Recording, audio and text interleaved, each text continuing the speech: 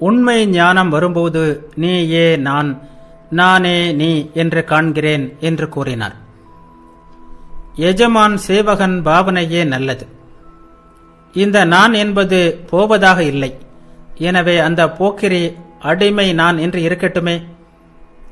நான், எனது இவை இரண்டும் அஞ்ஞானம். என் வீடு, என் செல்வம், என் படிப்பு, இவையெல்லாம் என் சொத்து. இத்தகைய மனப்போக்கு அஞ்ஞானத்திலிருந்து வருகிறது.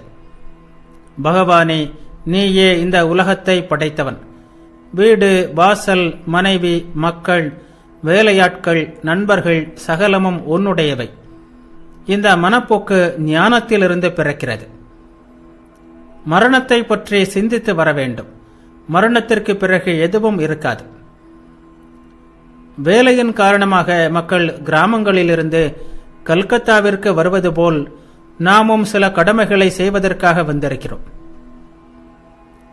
பணக்காரனுக்கு தோட்டம் உள்ளது. யாராவது அதை பார்க்க வந்தால் தோட்டக்காரன் அவர்களிடம், இது எங்கள் தோட்டம், இது எங்கள் குளம் என்றெல்லாம் சொல்கிறான். ஏதோ தவறுக்காக அந்த தோட்டக்காரன் வேலையிலிருந்து நீக்கப்பட நேர்ந்தால் ஒரு தகர டப்பாவை கூட எடுத்து செல்ல முடியாது. காவலாளியின் துணையுடன் ரகசியமாக எடுத்து செல்ல வேண்டியிருக்கிறது. அனைவரும் சிரித்தனர். கடவுள் 2 தருணங்களில் சிரிக்கிறார். நோயாளியின் தாயிடம் வைத்தியன், அம்மா பயம் எதற்கு, நான் உங்கள் மகனை குணப்படுத்தி விடுகிறேன் என்று கூறும்போது கடவுள் சிரிக்கிறார். எப்படி? என்ன இது? இவனது உயிரை நான் கொண்டு போகப் போகிறேன். இந்த வைத்தியனோ பிழைக்க வைத்து விடுவேன் என்கிறானே என்று கூறி சிரிக்கிறார். அனைத்தையும் நடத்துபவர் அந்த இறைவன் என்பதை மறந்து தன்னால் தான் எல்லாம் நடக்கிறது என்று வைத்தியன் நினைத்துக் கொள்கிறான்.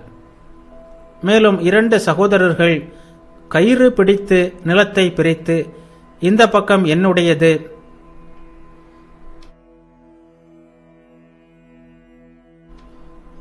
அந்த பக்கம் உன்னுடையது என்று கூறும்போதும் கடவுள் சிரிக்கிறார். இந்த அண்ட சராசரமே என்னுடையது. ஆனால் இவர்களோ இந்த பக்கம் என்னுடையது, அந்த பக்கம் உன்னுடையது என்கிறார்களே என்று எண்ணி சிரித்துக் கொள்கிறார். இறைவனை பகுத்தறிவினால் அறிய முடியுமா என்ன? அவருக்கு அடிமையாகி அவரிடம் சரணாகதி அடைந்து அவரை கூப்பிடு. சிரித்தபடி வித்யாசாகரிடம், உங்கள் பாவனை என்ன என்று கேட்டார். அதற்கு வித்யாசாகர், தனிமையாக ஒரு நாள் அதை உங்களுக்கு சொல்கிறேன் என்றார். எல்லோரும் சிரித்தனர். ஸ்ரீராமகிருஷ்ணர் சிரித்து கொண்டு, கல்வி கேள்விகளினால் பகுத்தறிந்து இறைவனை அறிய முடியாது. இதனை கூறிவிட்டு குருதேவர் பக்தி பரவசத்தில் மூழ்கியவாறு பாடத் தொடங்கினார். அன்பே உருவாம் அன்னை காளியை அறிந்தவர் யாரோ உலகம் தனிலே. பார்த்தீர்களா? சக்தியாம் அவள் தன் உதரம் தனிலே, அணு முதல் அண்டம் வரை நிறைந்திடுமே. இன்னும் பாருங்கள், 6ஆம் வேத தரிசனம் எவையும் அவளை விளக்கும் திறனற்று உள்ளதே. புலமையினால் அவளை அடைய முடியாது. நம்பிக்கையும் பக்தியும் வேண்டும். நம்பிக்கை எந்த அளவுக்கு ஆற்றல் மிக்கது என்பதை கூறுகிறேன் கேளுங்கள். ஒருவனுக்கு இலங்கையிலிருந்து கடலை கடக்க வேண்டியிருந்தது. அவனிடம் விபீஷணர், இதோ பார், இந்த பொருளை உன் ஆடை நுனியில் முடிந்து வைத்துக்கொள்.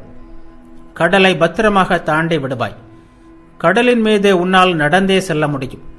ஆனால் அதை பிரித்து பார்க்காதே. பார்த்தால் அந்த கணமே கடலில் மூழ்கி விடுவாய் என்றார். அந்த மனிதனும் கடல் மீது நன்றாக நடக்கத் தொடங்கினான். நம்பிக்கைக்கு அவ்வளவு ஆற்றல்.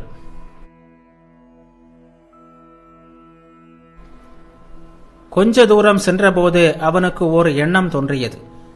விபீஷணர் அப்படி என்ன பொருள் கொடுத்திருக்கிறார்?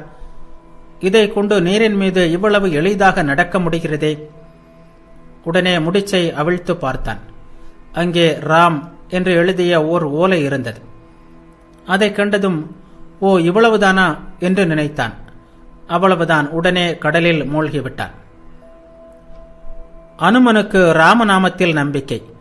அந்த நம்பிக்கையின் வலிமையால் தான் கடலையே அவர் தாண்டினார். ஆனால் ராமனுக்கோ பாலம் கட்டித்தான் கடக்க வேண்டியிருந்தது என்று சொல்லப்படுகிறது. இறைவனிடம் நம்பிக்கை இருந்தால் பாவம் செய்தாலும் மகாபாதகம் செய்தாலும் எதற்கும் பயப்பட தேவையில்லை.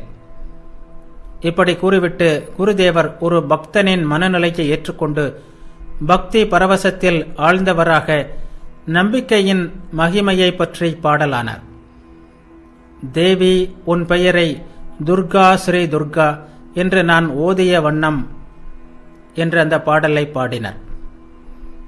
ஸ்ரீராமகிருஷ்ணர் தொடர்ந்து பேசலானார். நம்பிக்கையும் பக்தியும்.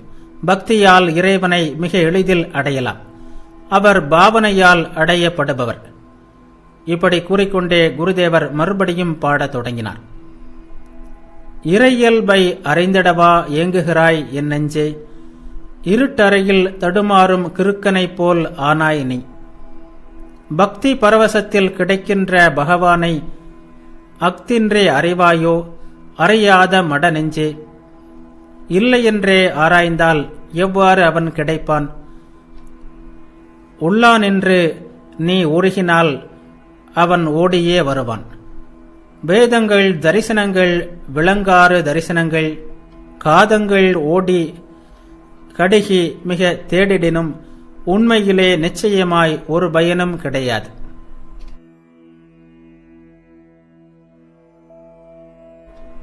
பாடிக்கொண்டிருக்கும் போதே குருதேவர் சமாதியில் ஆழ்ந்தார். கூப்பிய கரங்கள், நிமிர்ந்த நிலையில் அசையாத உடல், இமைக்காத கண்கள், கால்களை தொங்கவிட்டு கொண்டு மேற்கு திசையை பார்த்தபடி பெஞ்சின் மீது அமர்ந்திருந்தார்.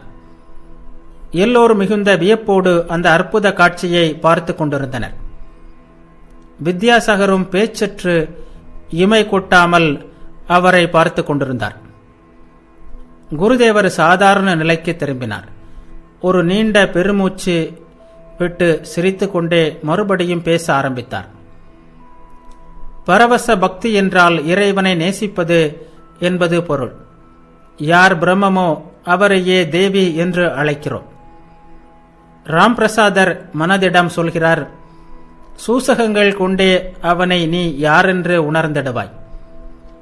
வேதத்தில் யார் பிரம்மம் என்று கூறப்படுகிறாரோ அவரையே தாம் தேவி என்று அழைப்பதை புரிந்து கொள்ளுமாறு கூறினார். நிர்குணமானவரே சகுணமாகவும் உள்ளார். யார் பிரம்மமோ அவரே சக்தி. செயலற்றதாக தோன்றும்போது அவரை பிரம்மம் என்கிறோம். படைத்து காத்து அழிக்கும் செயல்களை புரிவதாக தோன்றும்போது ஆதியா சக்தி என்கிறோம், காளி என்கிறோம்.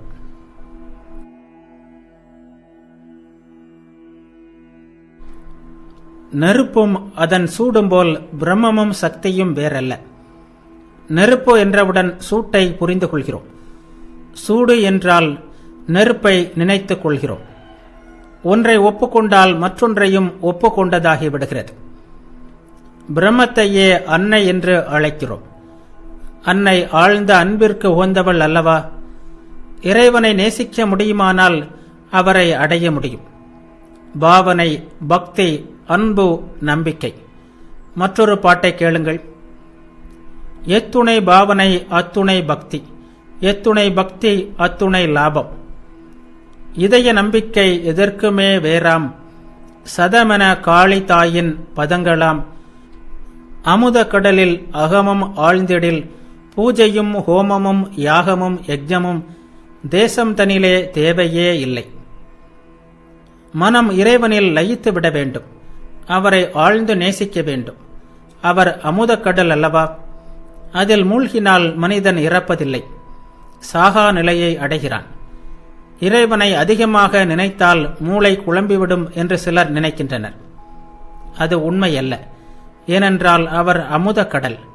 வேதம் அவரை அமுதம் என்று பாடுகிறது. அதில் மூழ்கினால் மரணமில்லை, மரணமில்லா பெருநிலை கிடைக்கிறது.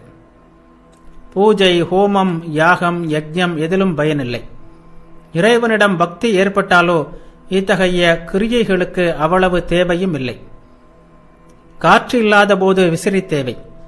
தென்றல் வீசத் தொடங்கியதும் விசிறியை வைத்து விடுகிறோம். அதன் பிறகு விசிறிக்கு என்ன வேலை? வித்யாசாகரிடம், நீங்கள் செய்பவை எல்லாம் நல்ல காரியங்கள். நான் செய்கிறேன் என்ற அகங்காரத்தை விட்டுவிட்டு பற்றின்றி செய்ய முடியுமானால் மிகவும் நல்லது.